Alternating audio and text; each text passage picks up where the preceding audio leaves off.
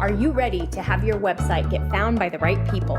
Are you looking to rank at the top of Google so you get more traffic to your website? Are you ready to learn how to use SEO and content marketing to grow your organic traffic?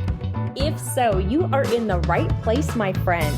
Welcome to the Simple SEO Content Podcast, where I show you how to combine the power of SEO, search engine optimization, and content marketing to build your like, know, and trust factor with your audience, which allows you to get found by the right people and turn those visitors into buyers.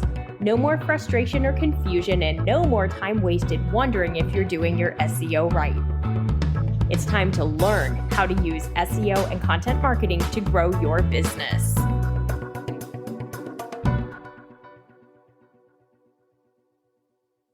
Hi there, and welcome to the Simple SEO Content Podcast. I'm your host, Rachel Lintag, and today we're going through 5 SEO tips for beginners. So if you've wanted to learn how to do SEO for a while, or you're trying, but you're not sure if you're getting it right, this episode is going to be great for you. We're going to go through 5 things that you can do right now that involve no code, no programming, that'll help you boost your website's trust with Google, which will help you boost your website's rankings so that you get found by more people and get more organic traffic. And organic traffic is what we're looking for here, because organic means free. So the very first thing I want you to understand is that you need to choose a different keyword for every page on your website or blog post that you create.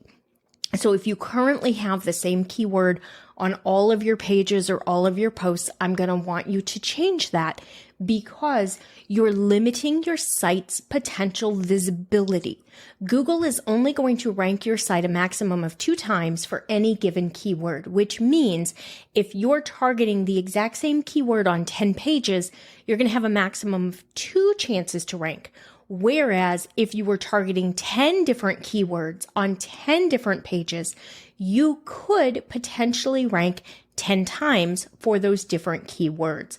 So you want to make sure that you're choosing a unique keyword for every blog post or website page. You're going to want to keep a master running list so you know what keywords you've gone after, so that you don't cannibalize your own results in the future. So just start an Excel doc or a Google doc or whatever is going to work, probably something online that you can easily reference back and know whether or not you've previously used this particular keyword. So you want to make sure that you keep track of that, as you've got a different keyword for every page.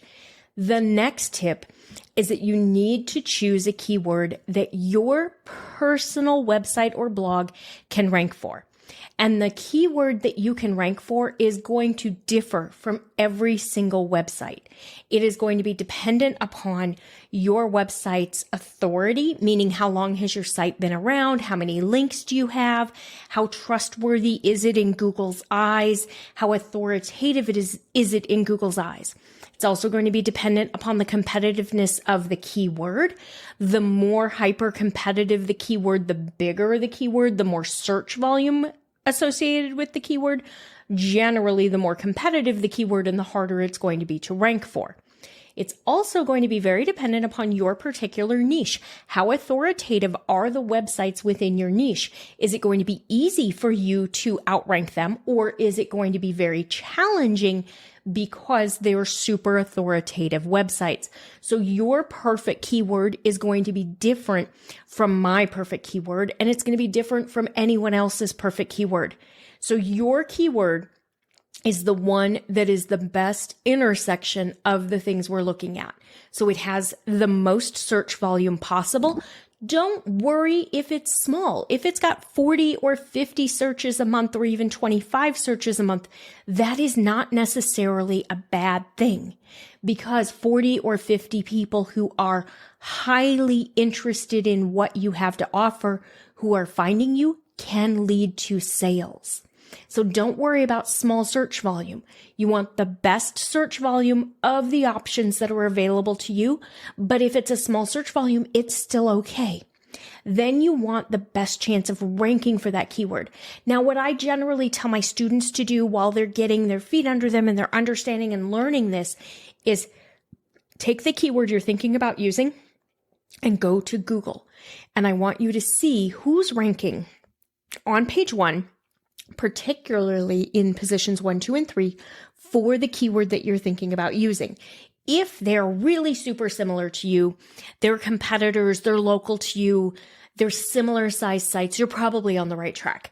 However, if they're really big, we're seeing Amazon, Etsy, Realtor.com, Nordstrom, we're seeing big sites. You probably need to go ahead and look for a different keyword. And I know I said probably, but the reality is you need a different keyword because you're never going to beat them. I'm not trying to be mean. I'm not trying to hurt anyone's feelings. It's just the way it works.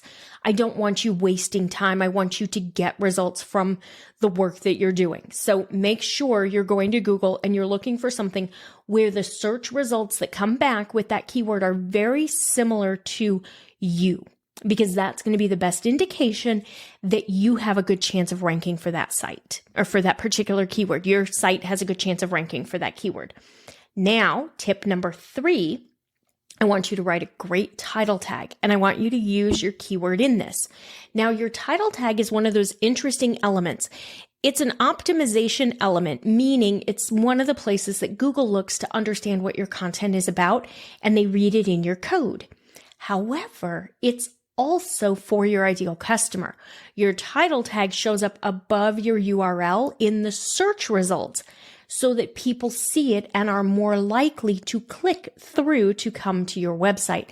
The click-through rate on your title tag will impact your overall keyword ranking. If your click-through rate is lower than average, that can impact your keyword ranking. If it is at or above average, that can positively impact it. So you want to make sure that you're writing a title tag that's going to entice your ideal customer to click through and come learn about your website because you have a solution for their search.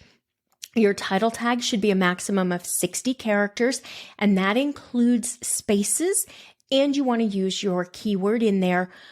If you can include a bonus, like a call to action term, shop, learn about, discover, find out, we've actually seen in research studies up to a 30% increase in the click-through rate just by using that action verb. So if you can add it in there and keep within the 60 character limit, it's a great thing to do as long as you're still using your keyword. Next, we're going to do a meta description, and your meta description is the same way. It's in the code for Google, but it also shows up in the search results for your ideal customer. So your meta description shows up underneath your URL in your search result. And it is the next thing that helps a consumer decide whether or not they're going to click through and come to your website to learn more. You want to write your meta description in sentence format. You want to include your keyword. If you can include your business name in your title tag or meta description or both, it's great to do that. Your meta description requirement is 160 characters maximum, also including spaces. So those are going to be your first couple things that you're going to do that are going to be really helpful for Google and your ideal customer. Number 5 is for Google alone, but your ideal customer is still going to benefit. So Google is going to read the image file names. So the name in your picture, Google's going to read that. So I don't want you to update your photos. I don't want you to upload any more photos to your website, like straight from your phone or straight from your camera, image 678, none of that. I want you to start optimizing your image names for SEO. I have a blog post on this on the website. I will put that in the show notes so that you have it easy to find. But you're going to want to use your keyword, and you're going to want to use dashes, the ones that look like minus signs, in between the keywords to help Google read it and understand it. Google sees the dash, the one that looks like a minus sign, as a space.